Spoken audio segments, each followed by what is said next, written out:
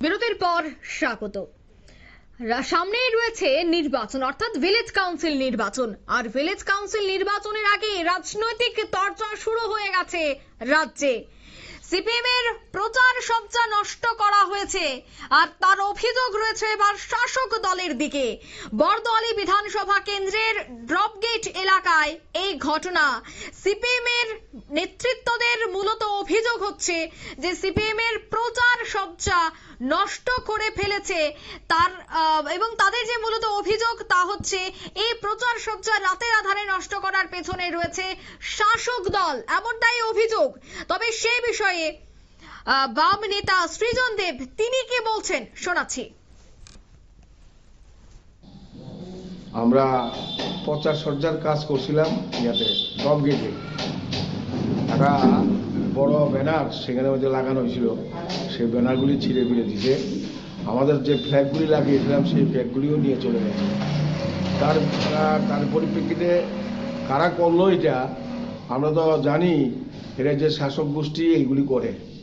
হ্যাঁ, সেদিক থেকে আমাদের মনে হয় আর এরা আতঙ্কিত, ভীত, তার জন্য এগুলি করছে এবং আমরা তার তীব্র নিন্দা করছি। এবং গণতন্ত্রের উপর যে আক্রমণ, সংবিধানের উপর যে আক্রমণ, এই আক্রমণকে আমরা প্রতিহত করার জন্য আমরা লড়াই জারি রাখবো।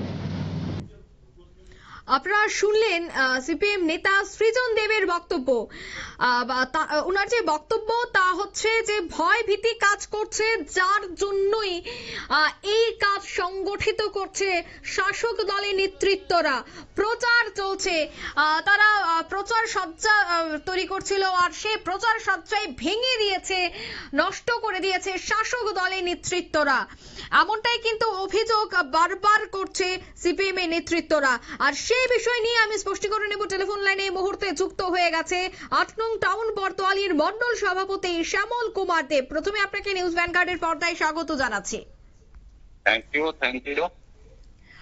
বরদোয়ালি বিধানসভা কেন্দ্রের ড্রপগেট এলাকায় সিপিএম তাদের প্রচার করছিল, বা যে প্রচার সজ্জা তারা তৈরি করেছিল তা নষ্ট করে দেওয়া হয়েছে, এবং সেই তীর কিন্তু আপনাদের দিকে অর্থাৎ শাসক দলের দিকে তারা বারবার দিচ্ছে।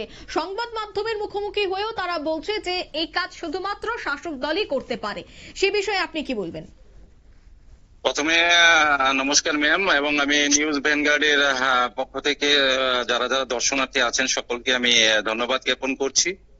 অ্যাকচুয়ালি আমি জাস্ট কিছুক্ষণ আগে এই কথাটা শুনলাম, এবং ম্যাম ত্রিপুরা রাজ্যে ত্রিপুরাবাসী প্রত্যেকেই জানেন যে যখন শাসক দল সিপিআইএম ছিল তখন কিন্তু ওনারা এই ধরনের অপসংস্কৃতি ওনারা তখন থেকেই করে এসছেন।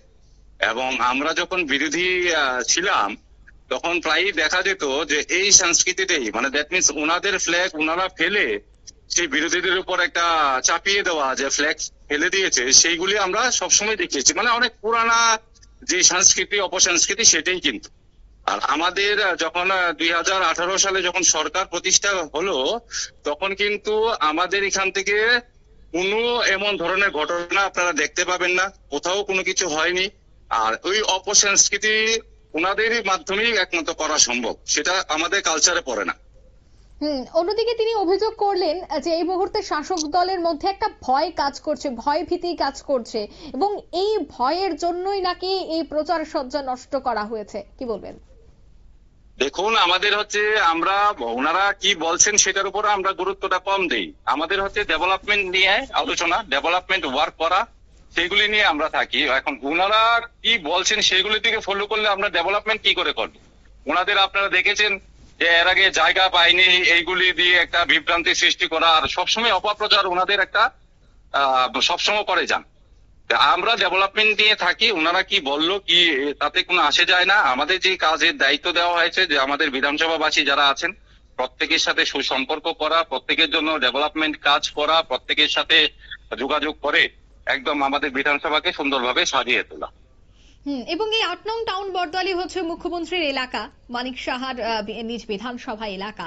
আর এই বিধানসভা এলাকা থেকেই এবার সিপিএম এর নেতৃত্বরা তারা এই অভিযোগটাই আনছে যে মুখ্যমন্ত্রীর এলাকা থাকার পরেও সেখানকার দুষ্কৃতীরা এই ধরনের কাণ্ড কারখানা কিভাবে ঘটাচ্ছে, তবে কোথায় রয়েছে রাজ্যের শান্তি শৃঙ্খলা, তো সেই বিষয়টাই কি বলবেন? এই বিষয়টা আমার থেকে সবচাইতে বেশি ত্রিপুরাবাসী এবং আপনারা সকলেই জানেন যে 2023-এর যখন নির্বাচন হয়েছে, এই সুষ্ঠু নির্বাচন একটি আঙ্গুলও কিন্তু আমাদের দিকে উঠতে পারেনি, আমাদের সরকারের দিকে উঠতে পারেনি, আমাদের নেতৃত্বদের দিকে উঠতে পারেনি। তো সেই দিক থেকে 2023-এই সেটা প্রমাণ হয়ে গেছে। 2023-এর প্রমাণের পরে আমরা আলাদা করে যে আবার প্রমাণ দেব, তা আমার মনে হয় না কোনো প্রয়োজন আছে। আর যারা আমাদেরকে চেনেন জানেন, বিশেষ করে অভিভাবকরাও চেনেন যে আমরা যে ছোট থেকে বড় হয়েছি, আমাদের কালচারে এইসব জিনিস নেই। আর এটা একদম লাল্লা মডেলের জিনিস, আইডিয়া যে নিজেরা একটা ফেলে সেটা একটা কিছু, কারণ এখন তো আর কোনো ইস্যু নেই ওনাদের কাছে, কোন রকম ইস্যু নেই। ডেভেলপমেন্ট ওয়ার্ক নিয়ে আমাদের যেমন মাননীয় মুখ্যমন্ত্রী উনিও যেমন কাজ করছেন, আমাদের নেতৃত্বরা কাজ করছেন, আমরা শুধু ডেভেলপমেন্ট নিয়ে আছি। সেই ক্ষেত্রে ওনাদের কাছে ইস্যু নেই বলে ওনারা এই বিভ্রান্তিমূলক অপপ্রচার করছেন, অপসংস্কৃত ওনাদেরই কাজ। তবে কি আপনি বলছেন যে নির্বাচনের আগে এবার তারা এই বিষয়গুলিকে হাতিয়ার করে আপনাদের কালিমালিপ্ত করার চেষ্টা করছে? অবশ্যই অবশ্যই ওনাদের কাছে ইস্যু নেই। আমি তো প্রথমেই আপনাদের বললাম, আপনারা দেখবেন যে ওনাদের কাছে কোনো ইস্যু নেই, শুধু ওই পুরাতন ওনাদের যে অপসংস্কৃতি সেইগুলিকে ওনারা, কারণ যুব সমাজ যুব সম্প্রদায় ওনারা আসছেন না সিপিএম এ, ওনারা সব ভারতীয় জনতা পার্টির উপরে, মোদিজির উপরে আস্থা রাখছেন, আমাদের মাননীয় মুখ্যমন্ত্রীর উপর আস্থা রাখছেন। এই যুব সম্প্রদায় নেই, তো পুরানো লোকরা সিপিএম এর ভিতরে কিছুটা আছে, তো সেই লাল্লা মডেল আইডিয়া ওনাদের কাছে থাকবে। কারণ যুব যত জড়িত হবে ততই তো ডেভেলপমেন্ট নিয়ে আলোচনা হবে এবং নতুন নতুন আইডিয়া আসবে, ইনোভেশন যেটা ক্রিয়েটিভিটি সেগুলি থাকবে। ওই পুরানো লোকদের নিয়ে তারা সেই পুরানো কালচারই আবার অ্যাপ্লাই করছে। ধন্যবাদ আপনাকে। Thank you ma'am. অর্থাৎ একদিকে বাম নেতৃত্বদের মূলত অভিযোগ হচ্ছে যে এই পুরো ঘটনা সংগঠিত করেছে, এই প্রচার সজ্জা নষ্ট করেছে শাসক দলীয় নেতৃত্বরা। তবে শাসক দলীয় নেতৃত্বদের মূলত বক্তব্য হচ্ছে এই অপসংস্কৃতি শাসক দলের নয়, তারা এই কাজ করতে পারে না। অর্থাৎ অভিযোগের পাল্টা অভিযোগ, অভিযোগের তীর একে অপরের দিকে রয়েছে। তবে বলাই যায় যে এবার নতুন বছরে এবং যে ভিলেজ কাউন্সিল নির্বাচন রয়েছে, তাই নির্বাচনের আগ মুহূর্তে কিন্তু রাজ্যের রাজনীতি জমে উঠেছে, রাজ্যের রাজনৈতিক বিভিন্ন কর্মকাণ্ড শুরু হয়ে গেছে, একাধিক জায়গায় বিভিন্ন ইস্যুকে হাতিয়ার করা হচ্ছে, আবার কোথাও দেখা যাচ্ছে প্রচার সজ্জা নিয়ে একাধিক বিষয়ে কটাক্ষ করা হচ্ছে। অর্থাৎ সমস্তটা মিলিয়ে নির্বাচনের আগে যে রাজনৈতিক মাটি এবার গরম হয়ে উঠছে, তা কিন্তু এই সংবাদ দ্বারাই ধীরে ধীরে স্পষ্ট হচ্ছে। নিয়ে নিচ্ছে ছোট্ট একটি বিজ্ঞাপন বিরতি, সঙ্গে থাকুন।